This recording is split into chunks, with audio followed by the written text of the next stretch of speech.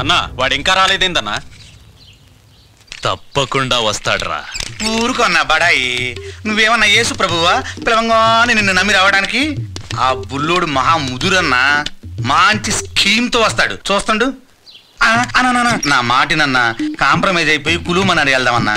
ఈ బాంబులు కూడా వదిలేసి హ్యాపీగా ఐస్ గడ్డలతో ఆడుకోవచ్చు. అక్కడ సినిమా షూటింగ్ కూడా జరుగుతాయి అంటన్నా.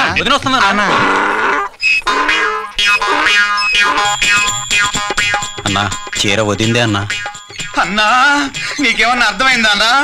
కానీ నాకు పూర్తిగా అర్థమైందన్నా. బుల్లోడి దృష్టిలో వదిన ఒక గాడిద. వదిన మాటలు నువ్వు విన్నందుకు నువ్వు ఒక అడ్డగాడిదేవి.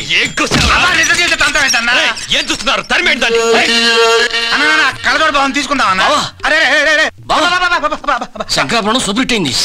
పెదరాడి కూడా హిట్టారా? అది ఎప్పుడు రిలీజ్ అయింది? నన్ను కులు మనాలి తీసుకెళ్ళన్నా.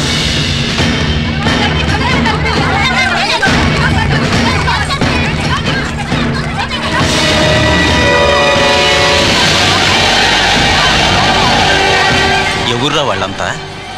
మా ఆవిడలాగుంది. రే మా ఆవిడ కూడా ఉందిరా. ఏంటి ఎలా వచ్చారు? మిమ్మల్ని తీసుకెళ్దామని. ఎక్కడికి? మీరంతా కోర్టుకొచ్చి సాక్ష్యం చెప్పాలి. ఈ భిక్షపతి చేసిన దౌర్జన్యాలు కోర్టుకొచ్చి చెప్పాలి. ఏందే తలకాయ తిరుగుతోందా? కళ్ళు నెత్తికెక్కాయా? లేదయ్యా, కళ్ళు తెరుచుకున్నాయి. ఇన్నాళ్ళు ఈయన చెప్పిన వెధవ పనులని చేశారు. ఇప్పటికైనా బసవన్న కొడుకు చెప్పిన మాట వింటే మనమంతా బాగుపడేది. మమ్మల్ని కొట్టినా నరికినా మీరొచ్చేదాకా మీ కదలకపోతే నరికి పారేయండ్రా. ఏంట్రా నా వైపు చూస్తున్నారు?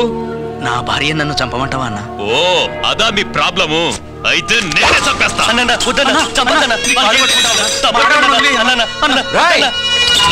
ప్రాణం తీయడం అంటే అంత సరదానారా నీకు? దించరా గన్ను లేదా? వద్దు, నా భార్య బిడ్డ నేను చేయొద్దు.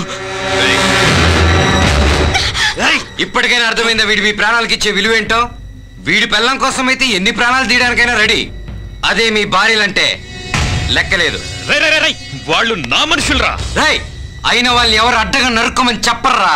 రై మీరు మీ భార్యలు చెప్పినట్టు న్యాయం వైపు వస్తారా లేదా అన్యాయంగా చస్తారా? నిర్ణయించుకోండి. నీకు దండం పెడతానయ్యా, ఇప్పటికైనా బాబు చెప్పింది నయ్యా. రాయ వెళ్దాం అన్నా. వాళ్ళు వాడి వైపు తలమొక్కేటట్టున్నారు. మనం కాంప్రమైజ్ అయిపోయి కులుమని వెళ్ళిపోదామన్నా. అసలు వాడు ప్రాణాలతో బయటికెళ్తే కదరా. రాయ్